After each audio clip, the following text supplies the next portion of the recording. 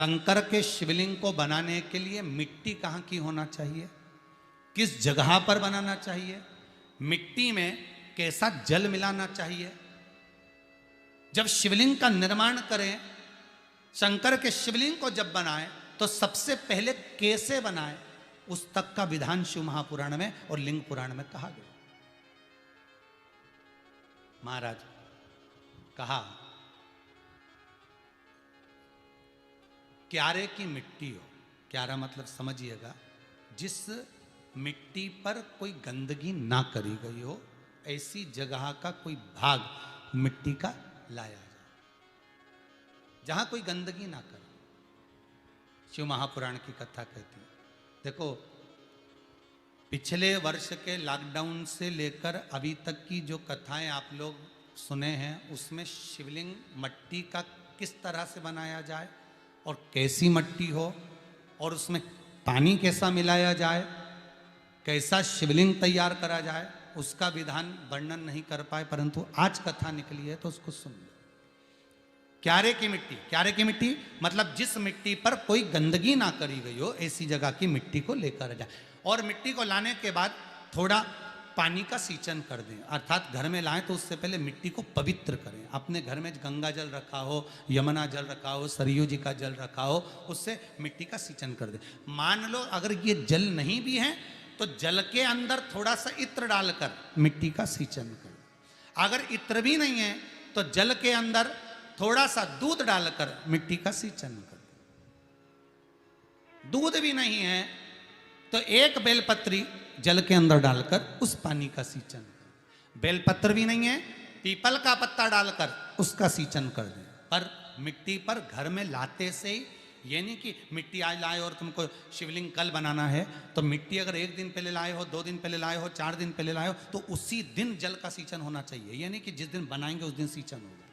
मिट्टी पर पानी का छींटा, सींचन भले ज़्यादा मत डालो, पर छींटा तो उस दिन लगा देना चाहिए जिस दिन घर में मिट्टी लेकर आए हो, जिस दिन लेकर। फिर भले तुम शिवलिंग 15 दिन बाद बनाओ, 8 दिन बाद बनाओ, 10 दिन बाद बनाओ, 3 दिन बाद बनाओ, पर उस समय पर मिट्टी का सींचन उस समय हो जाना चाहिए।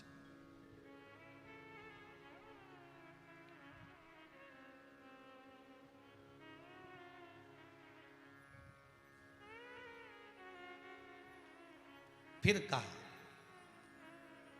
जिस दिन शिवलिंग का निर्माण करो उस दिन प्रातः में अगर आप शिवलिंग बना रहे हैं तो ब्रह्म मुहूर्त में मिट्टी को गला दो।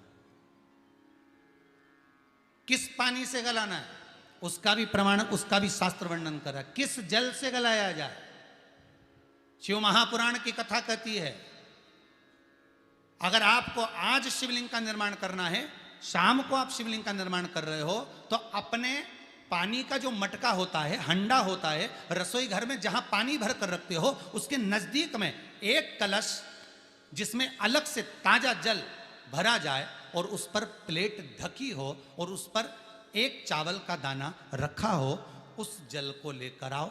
थोड़ी देर रखा रहे, आधा घंटा, 2 घंटा, 3 घंटा, 15 मिनट, 20 मिनट, पर वो पानी वहां रखा होना चाहिए। रसोई घर में अन्नपूर्णा का निवास होता है, परिंदे के पास पितरों का निवास होता है। अन्नपूर्णा, पित्र सब रसोई घर के भीतर विराजमान होते हैं। शास्त्र कहता है 33 कौटि देवता एक समय के लिए, एक क्षण के लिए हमारे रसोई घर में प्रवेश करते हैं। इसलिए रसोई घर को तुम पूरे घर को स्वच्छ रखो ना रखो, पूरे घर को तुम साफ रखो ना रखो, पर रसोई घर एकदम क्लीन होना चाहिए, साफ होना चाहिए, स्वच्छ होना चाहिए। आज के ज़माने में तो खैर गया, पर पहले जब मट्टी के चूल्हे होते थे, जब चूल्हा बंद होता था तो उसको गीला कर कर, गोबर को या पानी में उसको गीला कर कर, एक कपड़े को गीला कर कर पूरे चौके को, रसोई घर को पोंछा जाता था। मिट्टी का होता था वो, तो भी उसको पोता लगाते थे, पोंछते थे।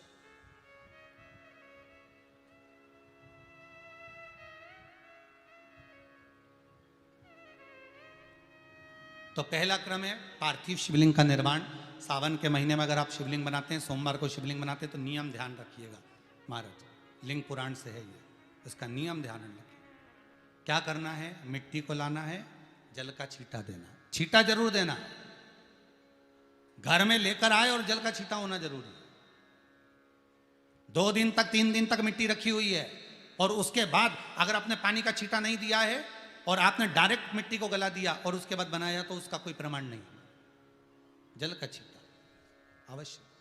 फिर उसको रख दें, 15 दिन बाद बनाओ, 4 दिन बाद बनाओ, 3 दिन बाद बनाओ, 2 दिन बाद बनाओ। शिवलिंग जब बनाओ तब उस मिट्टी को, जो कलश आपने रसोई घर में रखा है चावल का दाना रखकर प्लेट के ऊपर, अर्थात उस कलश का जल उस मिट्टी में थोड़ा सा डालिए।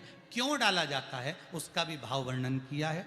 अब भविष्य पुराण, स्कंद पुराण और अग्नि पुराण, इन तीनों से ले लिया गया।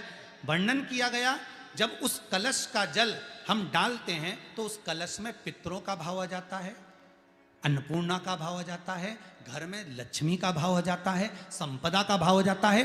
पूरे 24 घंटे के अंदर एक क्षण के लिए रसोई घर में 33 कोटि देवता आते हैं, तो वो देवता का सारा भाव उस कलश के अंदर आ जाता है। और वो जल जब हम उस मिट्टी में मिलाते हैं तो गंगा, यमुना, सरयू, सरस्वती, ये 33 कोटि देवता में, तो इन सब का आनंद उस जल में आ जाता है। और वो जल जब हम मिट्टी में मिलाते हैं तो मिट्टी पवित्र हो जाती है, स्वयं कैलाश अधिपति को स्वीकार करने के लायक हो जाती है, निर्मित करने के लायक हो जाती है।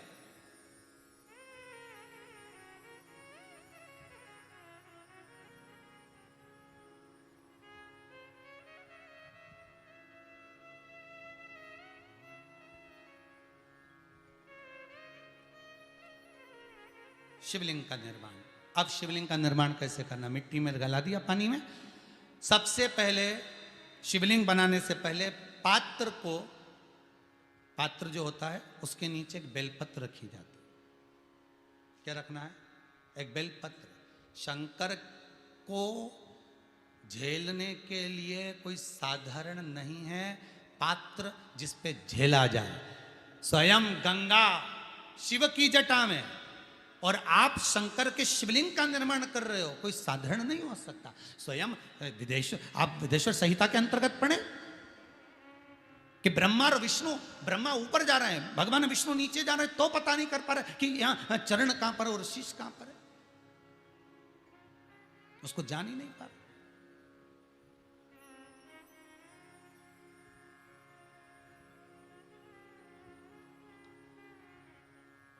बस एक बेलपत्र साधारण भाव में, बेलपत्र भी सीधा भाग, और इस बेलपत्र की जो डंडी है वो उत्तर दिशा में रखना है थाली के अंतर्गत। जब आप शिवलिंग का निर्माण करें उत्तर, इसके ऊपर जो गलाई हुई मिट्टी है वो डाल दीजिए, और डालने के बाद सबसे पहले शिवलिंग का स्वरूप बनाना। सबसे पहले नीचे की जलाधारी नहीं बनाना। क्या बनाना है? शिवलिंग का स्वरूप बनाना। बनाने के बाद उसी शिवलिंग के पास में और मिट्टी डाल लीजिए, फिर जलाधारी का निर्माण करें। फिर जलाधारी,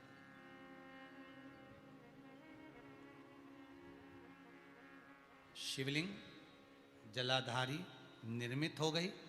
शंकर जी का संपूर्ण परिवार शिवलिंग में रहता है, आपको पहले भी कहा। भगवान भूत अधिपति भूतेश्वर भगवान शिव का संपूर्ण परिवार शिवलिंग में, पहले भी कथा में कहा, आज फिर आपको वर्णन कर देते हैं। जैसे ये जलाधारी है गोल, ये चरण है, ये शिवलिंग है। ये जो गोल भाग है जहां पर भगवान शंकर का शिवलिंग रखा है, ये पार्वती जी का हस्त कमल है।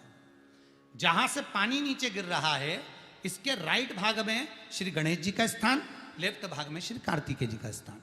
बीच में जो एक मोटी सी लाइन होती है जलाधारी में, वो पार्वती जी के सुंदर पुत्री अशोक सुंदरी का स्थान।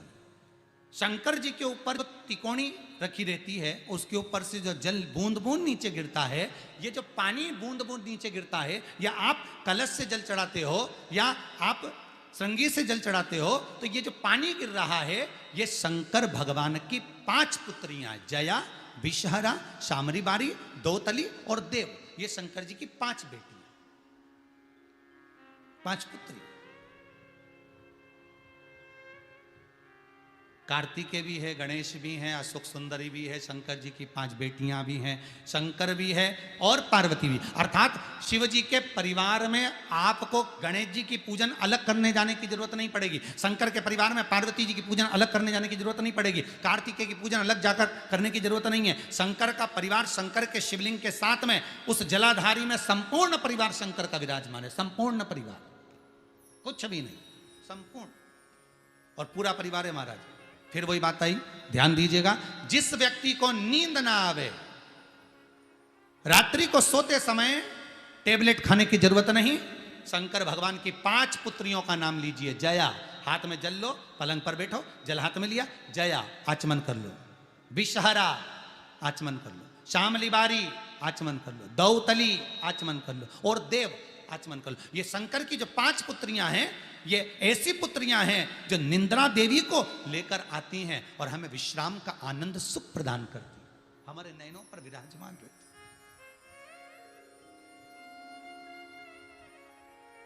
हाँ, यदि विवाह नहीं हो रहा, शादी नहीं हो रही है, बहुत समय से लगन देख रहे हो, शादी नहीं हो रही, बहुत समय से परेशान हो गए कि विवाह ही नहीं हो रहा, हम तो टेंशन में पड़ गए, लड़की 28 साल 30 साल का लड़का हो गया, विवाह नहीं हो रहा, कुछ मत करो।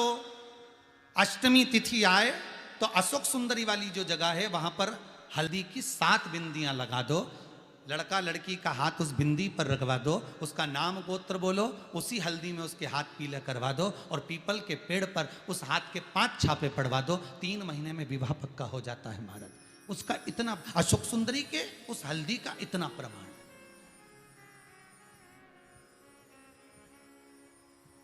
3 माह के अंतर्गत विवाह नक्की होगा। इतना इतना प्रमाण है महाराज। भगवान शिव की आराधना का कोई साधारण फल है महाराज।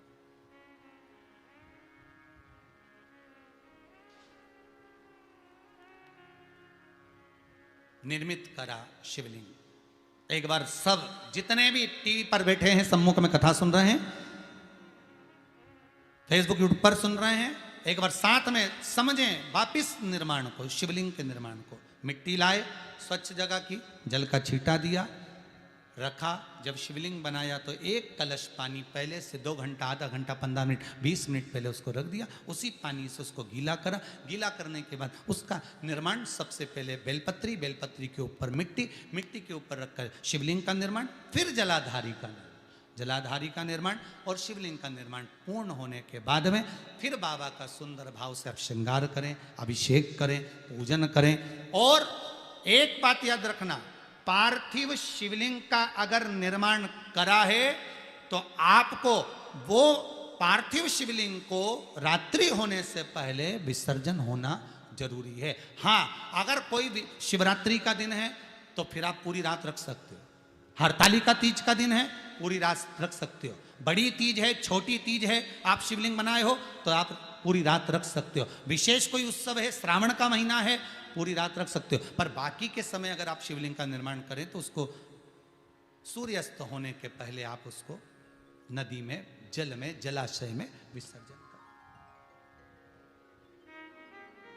बहुत ध्यान दीजिएगा, विसर्जन करते समय जब आप विसर्जन करें, पानी में अपने पात्र को, शिवलिंग को जब छोड़ें, उस समय पर ध्यान दीजिएगा कि शिवलिंग की जो जल की धार है, जिसका उत्तर की ओर जो जल की धार होती है, विसर्जन करते समय वो जल की धार अर्थात वो उत्तर का भाग हमारी ओर होना चाहिए और थाली इस तरह से पकड़ें कि वो भाग हमको जब डालें तो वो भाग हमको दिखे, थोड़ा सा नजर आए पानी में डालते समय। और जब वो थोड़ा भाग दिखता रहे, और जिसलिए आपने शिवलिंग बनाया, जिस कामना से आपने शिवलिंग बनाया है, वो कामना उस भाग को पानी में देखते देखते बोल दीजिए, वो कामना पूर्ण हो जाती है। इसको कहते हैं पार्थिव शिवलिंग का निर्माण करना और उसकी आराधना करना।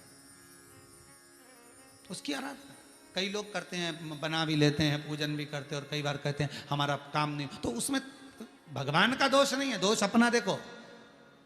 आप आए नहीं, सुबह हो गई, मेरी पूजा की थाली धरी की धरी रहे, क्यों नहीं आए, किस लिए नहीं, वो हमें देखना।